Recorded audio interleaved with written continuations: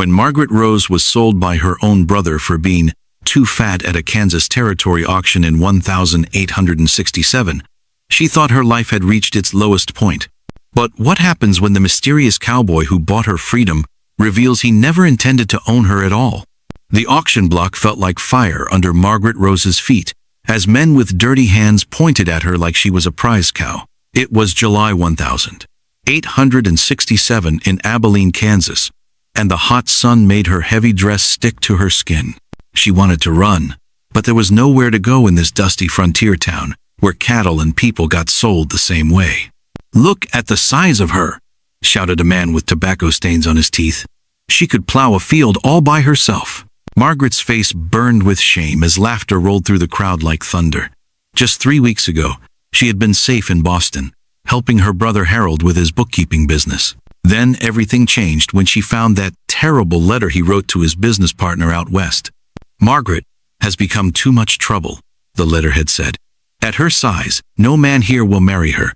Send her to Kansas where they need strong women for work. I'll split the money with you." Her own brother was selling her like a piece of furniture he didn't want anymore. Now she stood on wooden steps outside the courthouse, watching men argue about how much she was worth. Her hands shook as she held the only thing she had left from home, a small leather book filled with pressed flowers her mother had given her before she died. $50, called out a rancher with a big belly and mean eyes. "She can cook and clean, and she's too heavy to run away." More laughter. Margaret bit her lip to keep from crying. She had always been bigger than other girls, and people back in Boston whispered about her behind their hands. But this was different. This was being sold like a horse or a bag of flour. "60!" shouted another man. Margaret closed her eyes and tried to remember her mother's voice singing lullabies, but all she could hear was the sound of coins jingling and men talking about her like she wasn't even there. Then a different voice cut through the noise, quiet but strong like steel. $75. Margaret opened her eyes and saw a cowboy standing at the back of the crowd. He was tall and lean, with dusty clothes and a hat that shadowed his face. But his eyes were bright blue and kind, not cruel like the others. "Cash money," the cowboy added, pulling bills from his pocket. The crowd went quiet. $75 was more than most people made in 3 months. Harold's partner, Mr. Pike, rubbed his hands together like he was washing them. "Sold to the gentleman in the back." Margaret felt her knees go weak. She had been bought by a stranger who looked like he belonged in this wild place where anything could happen. As the cowboy walked toward her, she wondered if this was better or worse than being sold to the mean-eyed rancher. "Name's Jackson Reed," he said softly, tipping his hat. "Don't worry, miss. Things ain't what they seem." But Margaret was too scared to feel hopeful. She had learned that when people said not to worry, that's exactly when you should worry the most. Jackson helped her down from the steps with gentle hands. His touch was different from the rough grabbing she expected. As they walked toward his wagon, she heard people talking behind them. "That Reed fellow's got more money than sense," someone said. "Wonder what he wants with a girl that size," said another. Margaret's cheeks burned again. Even when someone was kind to her, people still had cruel things to say. She climbed into the wagon and sat as far from Jackson as she could, clutching her flower book like it might protect her. The wagon wheels creaked as they rolled out of town. Margaret watched the buildings get smaller behind them, wondering if she would ever see another city again. The prairie stretched out forever, covered in golden grass that moved like ocean waves in the wind. "Where are we going?" she finally asked. Jackson didn't look at her, just kept his eyes on the dusty road. "My ranch. About an hour's ride. What do you want me to do there?" This time he did look at her, and his blue eyes were sad. "First thing, I want you to remember that you're a person, not a thing that can be bought and sold." Margaret stared at him. Nobody had ever said anything like that to her before, not even her brother, who was supposed to love her no matter what. As they rode deeper into the endless grassland, Margaret felt something she hadn't felt in months, a tiny spark of hope flickering in her chest like a candle flame in the wind. Jackson's ranch sat in a valley where purple and yellow wildflowers grew between the rocks like nature's own garden. Margaret had expected a rough cabin with dirt floors and broken windows, but instead she saw a real house with glass windows that caught the afternoon light like jewels. "This is where you live?" she asked, surprised. Jackson nodded as he helped her down from the wagon. Built it myself over the past 3 years. Wanted something that felt like home, not just a place to sleep. The inside was even more surprising. Clean wooden floors, a stone fireplace, and a kitchen that smelled like fresh bread and coffee. Real books sat on shelves near the window, and wildflowers in a glass jar made the room feel warm and welcoming. Margaret stood in the doorway, afraid to touch anything. Everything was so nice, and she had learned to be careful around nice things. They usually belonged to people who didn't want her around. "Sit down," Jackson said, pulling out a chair at the kitchen table. "I'll make some coffee, and we can talk." "Talk about what?" Margaret asked, still standing. "About why you look like a rabbit who's about to run from a wolf." Margaret's face got hot. "I don't know what you mean." Jackson poured water into a coffee pot and set it on the stove. "I mean, you're scared of everything. Scared to sit down, scared to talk, scared to even look at me. Someone hurt you real bad, didn't they?" Margaret's hands tightened on her flower book. "My brother didn't hurt me. He just knew I was too much trouble." "Your brother sold you like a piece of cattle," Jackson said, his voice getting hard. "That's hurting you." But he was right. The words burst out of Margaret like water from a broken dam. "I am too big, too difficult, too much for anyone to want. At least this way I can work for my keep instead of being useless." Jackson turned from the stove and looked at her with those kind blue eyes. "Who told you that you were useless?" "Everyone," Margaret whispered. "The girls at church back home, the men who came to call on other ladies, even the store clerks who looked at me like I was taking up too much space." "And you believed them?" Margaret nodded, feeling tears start to build behind her eyes. "Wouldn't you?" Jackson was quiet for a long moment. Then he reached into his shirt and pulled out a small silver locket on a chain. He opened it and showed her a picture of a young woman with dark hair and a sweet smile. "This is my wife, Elena," he said softly. "She died 2 years ago from a fever. People in town used to say she was too good for a rough cowboy like me. Said she should have married the banker's son or the preacher instead." Margaret looked at the picture. The woman was beautiful, with delicate features and kind eyes. "She looks lovely." She was. But you know what she told me when people said those things? Jackson closed the locket carefully. "She said that people who spend their time judging others have forgotten how to see the good in anything. She said the only opinion that mattered was hers and mine." The coffee pot started to whistle, and Jackson poured 2 cups. He set one in front of Margaret and sat down across from her. "I didn't buy you to be my slave," he said. "I bought you to give you a chance to remember who you are when nobody's telling you who you should be." Margaret stared at him. "I don't understand." "I saw the way you looked at those men at the auction, like you had given up on everything good in the world. I've seen that look before, in the mirror, after Elena died. Someone needs to remind you that you're worth more than what cruel people say about you." Margaret took a sip of coffee and felt warmth spread through her chest. "Why would you care about a stranger?" Jackson smiled, and it changed his whole face. "Because Elena would have. She always said that kindness was like seeds. Plant enough of it, and eventually beautiful things grow." Outside, the wind rustled through the prairie grass, and Margaret heard birds singing in the distance. For the first time in months, she felt like she could breathe deeply. "What happens now?" she asked. "Now you rest, eat good food, and remember that you're safe here. Tomorrow, we'll figure out what comes next." Margaret nodded, feeling that tiny spark of hope grow a little brighter. Maybe, just maybe, she had found a place where she could be herself without apologizing for taking up space. But as the sun set over the Kansas prairie, neither of them knew that trouble was already riding toward them, carrying the face of her past and the threat of her future. The scream that woke Margaret came from the barn, sharp and terrible in the pre-dawn darkness. She sat up in her bed, heart hammering, as Jackson's boots thundered across the wooden floor of the main house. Through her window, she saw an orange glow that shouldn't be there. Fire, licking at the edges of the barn like a hungry beast. "Stay inside!" Jackson shouted as he ran past, but Margaret was already pulling on her dress. The horses were trapped in there, and she couldn't just hide while they burned. She rushed outside into air thick with smoke and found Jackson trying to open the barn doors, but they were stuck tight.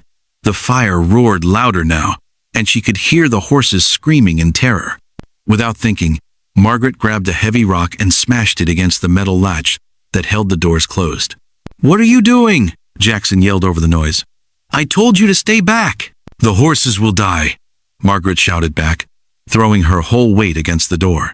It creaked open just enough for Jackson to squeeze through. Smoke poured out like a black river, and she heard him coughing inside. One by one, Jackson led the panicked horses out into the yard. Their eyes were wide with fear, and they pranced and snorted, smelling the danger. Margaret counted them: Sunset, the golden mare; Thunder, the big black stallion; and Rosie, the gentle brown horse who let Margaret brush her mane. "That's all of them," Jackson said, his face streaked with soot.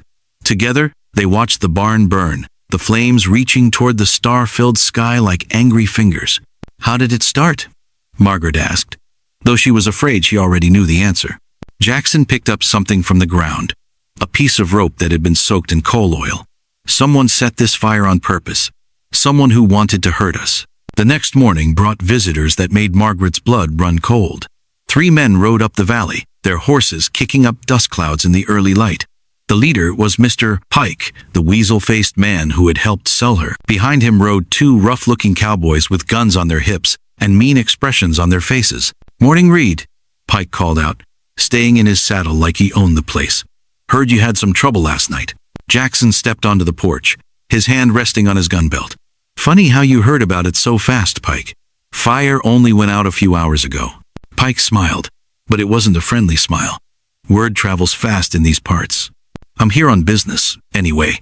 Got a telegram from Boston yesterday. Seems Miss Fletcher's brother wants her back." Margaret felt her stomach drop to her toes. She had been so happy these past few weeks, helping Jackson with his bookkeeping and learning to ride Rosie. She had started to feel like maybe she belonged somewhere. Now her old life was reaching out to drag her back like a giant hand. "She's not going anywhere," Jackson said, his voice quiet but dangerous. "Oh, but she is," Pike said, pulling out a folded paper. Here's a legal document. Harold Fletcher is her legal guardian, and he's decided she needs to come home. Says this frontier life ain't proper for a lady." Margaret wanted to run, but where could she go? The prairie stretched for miles in every direction, and she didn't know how to survive out there alone. Pike's men were watching her like cats watching a mouse, ready to pounce if she tried to escape. "What's this really about, Pike?" Jackson asked. "You didn't ride all the way out here just to do Harold Fletcher a favor." Pike's smile got wider and nastier. "Smart man.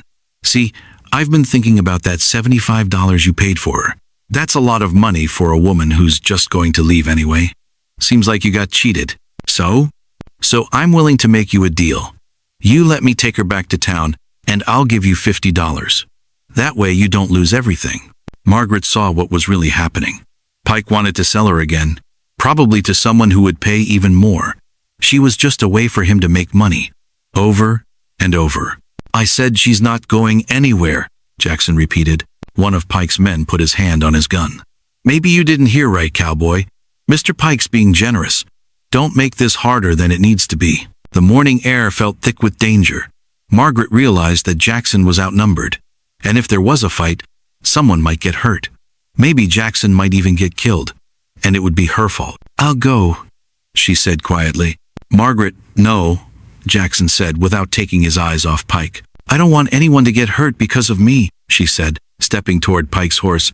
"I've caused enough trouble." But as she moved, Jackson stepped in front of her. "You're not causing trouble. You're standing up for yourself. There's a difference." Pike laughed. How sweet. The cowboy's got feelings for his purchase. "Tell you what, Reed, I'll make it $60, and you can find yourself a woman who won't cause so many problems." That's when Margaret felt something she had never felt before. Pure, burning anger. Not at herself, but at the men who thought they could buy and sell her like a piece of property. "I'm not for sale," she said, her voice stronger than she had ever heard it. "Not to you, not to anyone." Pike's eyes narrowed. "We'll see about that, Missy. Boys, let's collect our property and go." The 2 cowboys started to get down from their horses, but Jackson's gun was in his hand faster than lightning. "First man who touches her gets buried in that field yonder." Margaret held her breath. Everything balanced on the edge of a knife, and she knew that whatever happened next would change everything forever. The sound of galloping horses made Margaret drop the plate she was washing, sending pieces of china scattering across the kitchen floor like broken promises. Through the window, she saw a cloud of dust approaching fast, too fast to be friendly visitors. Jackson grabbed his rifle from above the fireplace, his face grim. "Margaret, get to the root cellar," he ordered. "Don't come out until I tell you it's safe." But Margaret had seen the rider's face through the dust, and her heart sank like a stone in deep water. "It's Harold," she whispered. "My brother's come for me." Harold Fletcher looked exactly like the stern, disapproving man Margaret remembered from Boston, except now his fine clothes were rumpled from hard travel. Behind him rode Mr. Pike and 4 hired guns, their faces hard as winter ground. Harold's eyes swept over the ranch with obvious disgust. "Margaret Rose Fletcher," he called out, his voice carrying the same tone he'd used to scold her as a child. "Come out here this instant." Jackson stepped onto the porch, his rifle held ready. "State your business, mister." "My business is with my sister," Harold said, climbing down from his horse. "I'm here to collect her and take her back where she belongs." Margaret's hands shook as she moved to the doorway. Harold looked older than she remembered, his face lined with anger and something else. Fear? But fear of what? "Hello, Harold," she said quietly. "Look at you," Harold said, his voice full of disgust. "Living in sin with some cowboy, working like a common servant. Mother would be ashamed. Mother would be proud that I'm finally standing up for myself." Margaret shot back, surprising herself with her boldness. Harold's face turned red. "You're coming with me, Margaret. I won't have you embarrassing our family name any longer." "She's not going anywhere," Jackson said, stepping beside Margaret. "This is her home now." "Her home?" Harold laughed bitterly. "This dusty shack in the middle of nowhere? She has a real home waiting for her in Boston, with a real job as a governess for a respectable family." Margaret felt her old fears creeping back. Part of her wanted to believe Harold, wanted to think that maybe there really was a place for her in the world she had known. But then she remembered the way people in Boston had looked at her, the whispered comments about her size, the way Harold himself had written that terrible letter. What respectable family, she asked.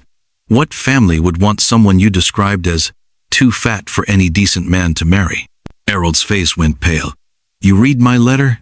"Every word," Margaret said, her voice getting stronger. "Every cruel, heartless word about how I was too much trouble, how you needed to get rid of me like unwanted furniture." "I was trying to help you," Harold exploded.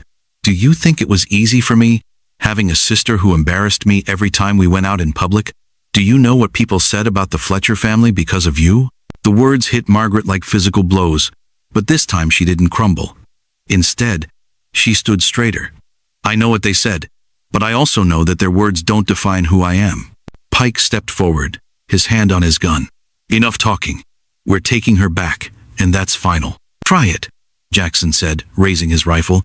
"I'll put you in the ground before you lay a finger on her." "You can't fight all of us," one of Pike's men said, drawing his pistol. Margaret's heart pounded as she realized they were about to have a gunfight right here in the yard. Someone was going to get killed, and it would be her fault. She had to do something. "Wait," she called out.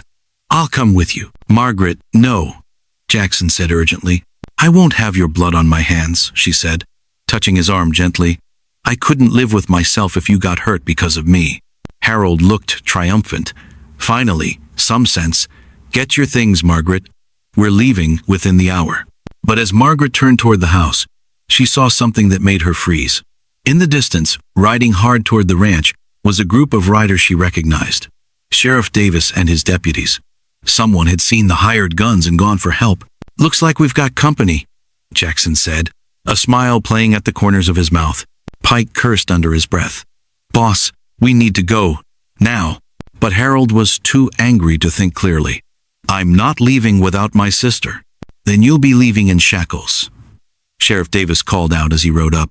"Harold Fletcher, you're under arrest for kidnapping and conspiracy to commit arson." Harold's face went white. "Kidnapping? I'm her brother." "Being someone's brother doesn't give you the right to have their property burned down or to threaten them with armed men," the sheriff said, dismounting from his horse. "We found the man who set that fire, and he sang like a canary about who paid him to do it." Margaret stared at Harold in shock. "You burned down Jackson's barn." "I had to make him want to get rid of you," Harold said desperately. "I had to make him see that you were nothing but trouble." The truth hit Margaret like a thunderbolt. Harold hadn't come to save her. He had come to finish destroying the only happiness she had ever known. The brother she had tried so hard to please, who she had believed was just trying to help her, had been willing to hurt innocent people to get what he wanted. "You're not my brother," she said, her voice steady and cold.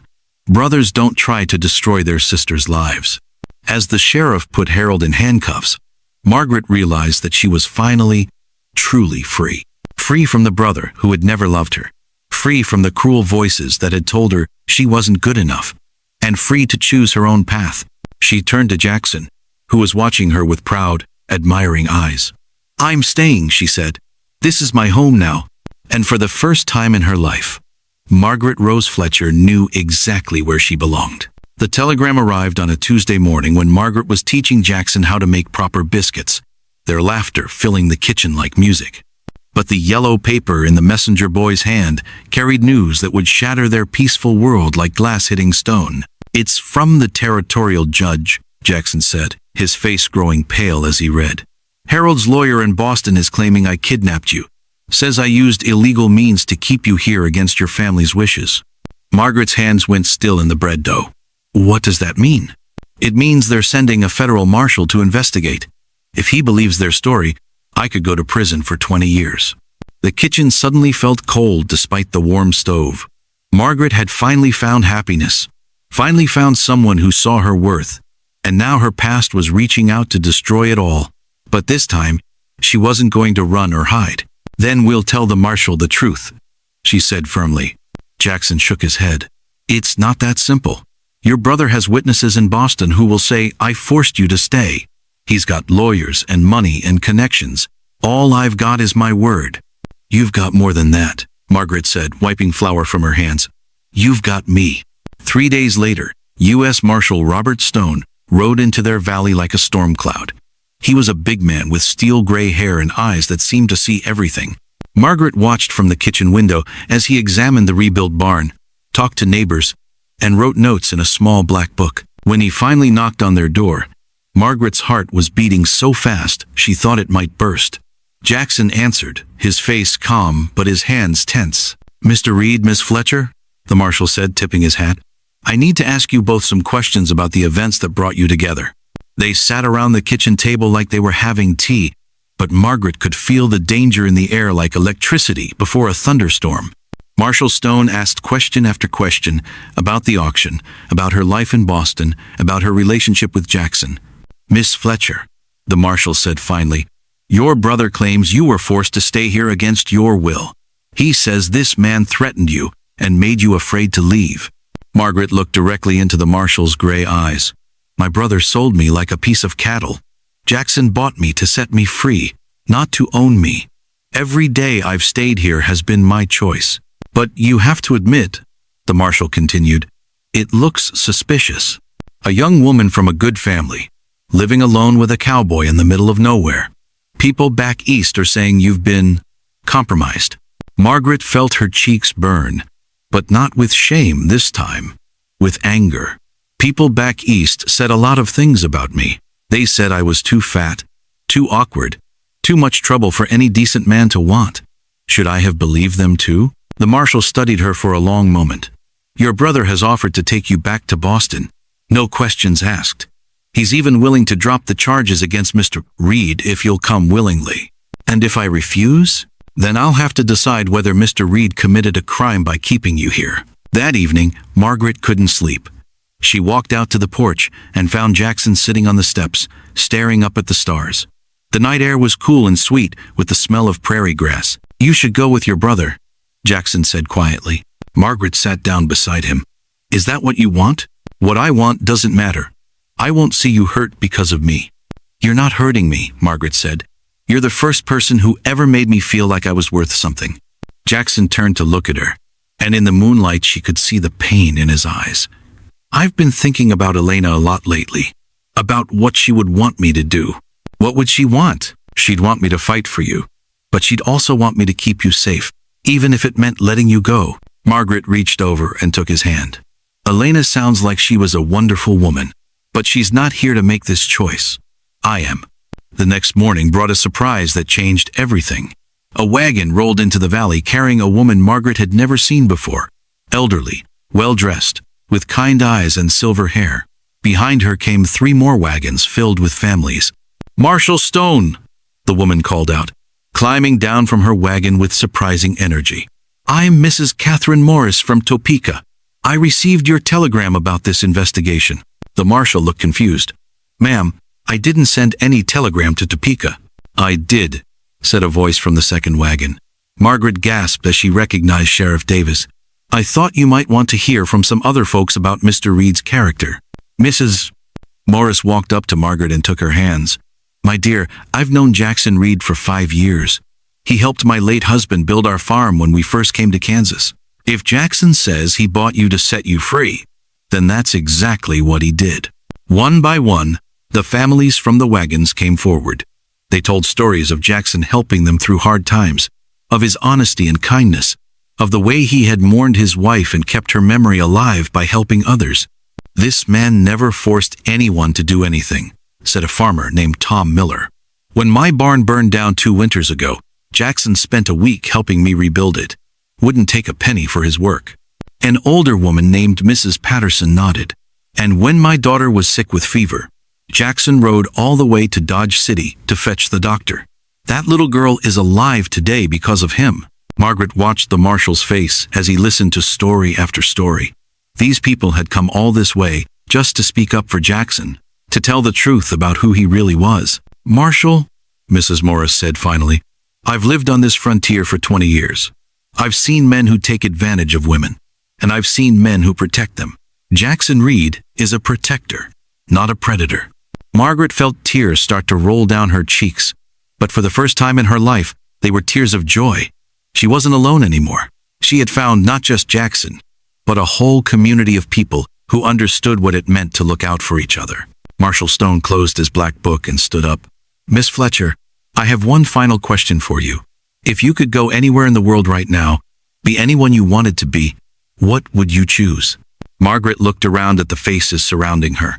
Jackson with his kind blue eyes, Mrs. Morris with her gentle smile, all these people who had come to stand up for what was right.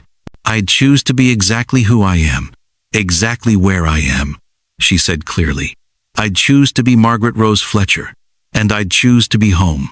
The morning sun painted the Kansas sky in shades of gold and pink as Margaret stood in her wedding dress, her hands trembling with happiness instead of fear for the first time in her life. She had sewn the dress herself from cream-colored silk that Jackson had ordered special from Kansas City, and it fit her perfectly. No apologies, no hiding, just beautiful fabric that celebrated who she was. "You look like an angel," whispered Mrs. Morris, adjusting the wildflower crown they had made together. "Jackson is the luckiest man in the territory." Through the window of the church, Margaret could see the whole town gathering for the wedding. People had come from farms and ranches for miles around, bringing covered dishes and musical instruments for the celebration. Sheriff Davis was there with his fiddle, and even Marshal Stone had stayed to see them married. But the person Margaret was happiest to see was standing near the front of the church, a young woman about her own age with dark hair and a baby in her arms. This was Susan Miller, Tom's daughter, who had become Margaret's first real friend. Susan had taught her how to garden in the tough prairie soil and how to preserve vegetables for winter. More importantly, Susan had taught her what it felt like to be accepted exactly as she was. "Are you ready?" asked Reverend Walsh, a kind man who had ridden circuit between frontier towns for 30 years. Margaret nodded, her heart full of joy. Through the church doors, she could see Jackson waiting at the altar in his best suit. The silver locket with Elena's picture still around his neck. Margaret had asked him to keep wearing it, because she understood now that love didn't work like pie. Sharing it with Elena's memory didn't mean there was less for her. As she walked down the aisle, Margaret remembered that terrible day at the auction block just 6 months ago. She had felt so worthless then, so sure that nobody could ever love her.